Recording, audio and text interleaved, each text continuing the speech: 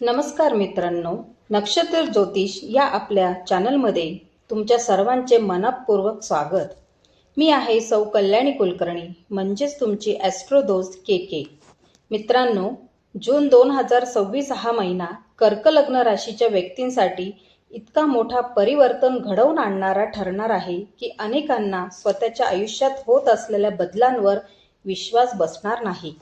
कारण तब्बल 12 वर्षांनंतर गुरु तुमच्या स्वतःच्या राशीत म्हणजेच लग्नस्थानात उच्चीचा होत आहे. होय मित्रांनो, या महिन्यात नशीब, पैसा, करिअर, विवाह, संतती, प्रतिष्ठा आणि व्यक्तिमत्व या सर्व क्षेत्रांमध्ये मोठी सकारात्मक ऊर्जा निर्माण होत आहे.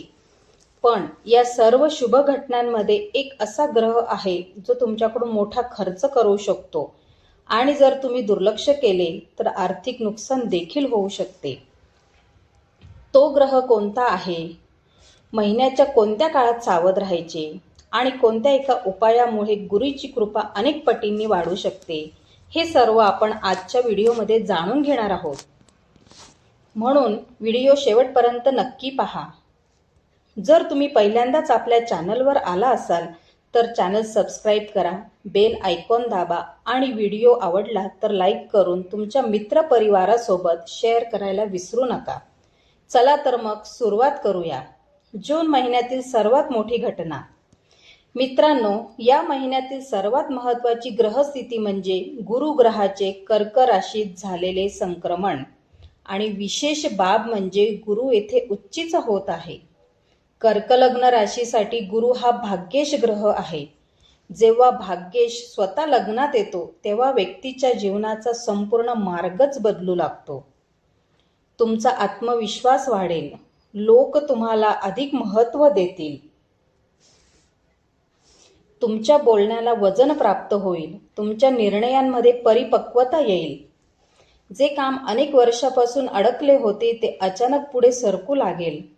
अनेकांना असे वाटेल की नशीब अचानक साथ देऊ लागले आहे. खरं तर ही गुरुचीच कृपा असेल. हंसयोग आणि भाग्योदय. मित्रांनो, गुरु जेव्हा स्वतःच्या बळकट अवस्थेत लग्नस्थानी येतो तेव्हा अत्यंत शुभ असा हंसयोग तयार होतो. ज्योतिषशास्त्रात हा योग अत्यंत शक्तिशाली मानला जातो. या योगामुळे अचानक धनलाभ, प्रतिष्ठा वाढ, समाजात मान सन्मान, आध्यात्मिक प्रगती, सरकारी कामात यश, मोठ्या लोकांची मदत असे अनेक फायदे मिळू शकतात. तुमच्या आयुष्यात एखादी प्रभावशाली व्यक्ती प्रवेश करू शकते जी तुमच्या प्रगतीचा मार्ग खुला करेल. ज्यांची सरकारी कामे अडकले आहे, कर्ज मंजुरी अडकली आहे किंवा कोर्ट कचेरीचे विषय सुरू आहेत, त्यांना सकारात्मक घडामोडी दिसू लागतील. विवाह आणि नातेसंबंध. मित्रांनो, गुरुची सप्तम भावावर पडणारी दृष्टी नातेसंबंधासाठी अत्यंत शुभ आहे. विवाह इच्छुकांसाठी हा संपूर्ण वर्षातील सर्वात चांगला काळ ठरू शकतो. योग्य स्थळे येतील, विवाह चर्चा पुढे जाईल, अनेकांचे लग्न निश्चित होऊ शकते आणि विशेष म्हणजे विवाहानंतर भाग्योदय होण्याचे संकेत देखील आहे. ज्यांचा वैवाहिक जीवनात मतभेद होते त्यामध्ये सुधारणा दिसेल, जोडीदाराकडून सहकार्य मिळेल. संतती सुख. गुरुची पंचम भावावरील दृष्टी अत्यंत शुभ मानली जाते. संतती प्राप्तीसाठी प्रयत्न करणाऱ्या दाम्पत्यांना आनंदाची बातमी मिळू शकते. पहिले, दुसरे किंवा तिसरे अपत्य या संबंधी शुभ संकेत आहे. ज्यांच्या मुलांच्या शिक्षणाबाबत चिंता होती त्यांना देखील दिलासा मिळेल. परदेश योग आणि शिक्षण. विद्यार्थ्यांसाठी हा महिना अत्यंत महत्त्वाचा आहे. परदेशात शिक्षण घेण्याचे स्वप्न पाहणाऱ्यांसाठी चांगले योग तयार होत आहे. ज्यांचे व्हिसा अडकले होते, डॉक्युमेंट व्हेरिफिकेशनमध्ये समस्या होत्या किंवा ॲडमिशन प्रक्रियेत विलंब होत होता, त्यांना सकारात्मक निकाल मिळू शकतात. उच्च शिक्षणासाठी हा अत्यंत शुभ काळ आहे. लक्ष्मी नारायण योग.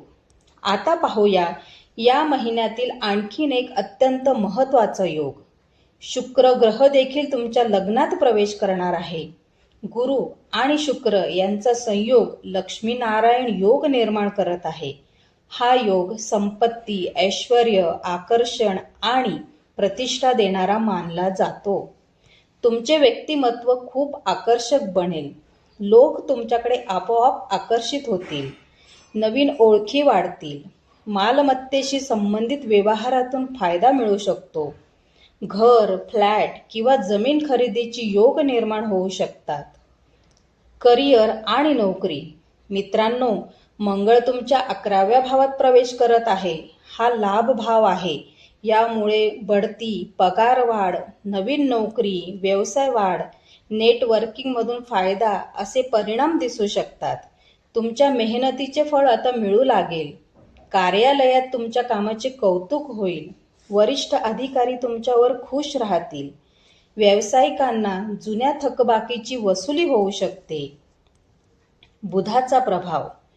बुध देखील लग्नात प्रवेश करत आहे. यामुळे गुरु, शुक्र आणि बुध हे 3 शुभ ग्रह एकत्र येतील. तुमची निर्णय क्षमता वाढेल. व्यावसायिक व्यवहार अधिक चांगल्या पद्धतीने हाताळू शकाल. मार्केटिंग, कम्युनिकेशन, शिक्षण, लेखन आणि कन्सल्टिंग क्षेत्रातील लोकांना विशेष फायदा होईल. पण बुध वक्री असल्यामुळे प्रवासात बदल होऊ शकतो. तिकीट, कागदपत्रे आणि वेळापत्रक दोनदा तपासून घ्या. सूर्यामुळे सावध राहा. आता अत्यंत महत्त्वाचा इशारा. सूर्य 12व्या स्थानात प्रवेश करत आहे. यामुळे अचानक खर्च वाढू शकतो. आरोग्यावर खर्च होऊ शकतो. कुटुंबासाठी खर्च होऊ शकतो. कर, बँकिंग, विमा किंवा सरकारी कागदपत्रे प्रलंबित ठेवू नका. वेळेवर काम पूर्ण करा. अमावास्येच्या आसपास चोरी, फसवणूक किंवा पाकिटमारीपासून सावध राहा. आरोग्य. आरोग्याच्या बाबतीत महिना साधारण चांगला असला तरी काही गोष्टींकडे लक्ष द्या. पौर्णिमेच्या आसपास संसर्ग, पचनाचे विकार, ॲसिडिटी, पोटाचे त्रास, झोपेची समस्या यांचा त्रास होऊ शकतो. पाणी पुरेसे प्या. बाहेरचे अन्न कमी खा. योग आणि प्राणायाम करा. कौटुंबिक जीवन. कौटुंबिक वातावरण साधारण चांगले राहील. घरात शुभ कार्याचे नियोजन होऊ शकते. नवीन घर खरेदीची योग आहे. संततीकडून आनंदाची बातमी मिळू शकते. कुटुंबासोबत वेळ घालवा. विशेष उपाय. दर गुरुवारी ओम बृहं बृहस्पतये नमः या मंत्राचा 108 वेळा जप करा. गरजू विद्यार्थ्यांना शैक्षणिक साहित्य दान करा. पिवळ्या रंगाचा वापर वाढवा. गुरुची कृपा आणखीन मजबूत होईल. निष्कर्ष. मित्रांनो, जून 2026 हा महिना कर्क लग्न राशीसाठी जीवन बदलणारा महिना ठरू शकतो. भाग्येश गुरु उच्चीचा होऊन लग्नस्थानी आला आहे. हंस योग आणि लक्ष्मीनारायण योग तुमच्या जीवनात मोठे सकारात्मक बदल घडवू शकतात. करिअर, पैसा, विवाह, संतती, प्रतिष्ठा आणि परदेश योग या सर्व क्षेत्रांमध्ये चांगल्या संधी दिसत आहेत. फक्त आरोग्य आणि खर्चाच्या बाबतीत थोडी काळजी घ्या. आणि शेवटी एक महत्त्वाचा संदेश. ग्रह आणि नक्षत्र आपल्याला फक्त योग्य दिशा दाखवतात, परंतु आपले कर्मच आपले खरे नशीब घडवत असते. म्हणून नेहमी चांगले कर्म करा, सकारात्मक विचार ठेवा आणि ईश्वरावर विश्वास ठेवा. मी आहे सौ कल्याणी कुलकर्णी, तुमची ॲस्ट्रो दोस्त के. पुन्हा भेटूया अशाच एका नवीन आणि महत्त्वपूर्ण ज्योतिष विषयासह. तोपर्यंत जय श्री गुरुदेव. नक्षत्र ज्योतिषला सबस्क्राईब करायला विसरू नका. लाईक करा, शेअर करा आणि कमेंटमध्ये नक्की लिहा. जय गुरुदेव.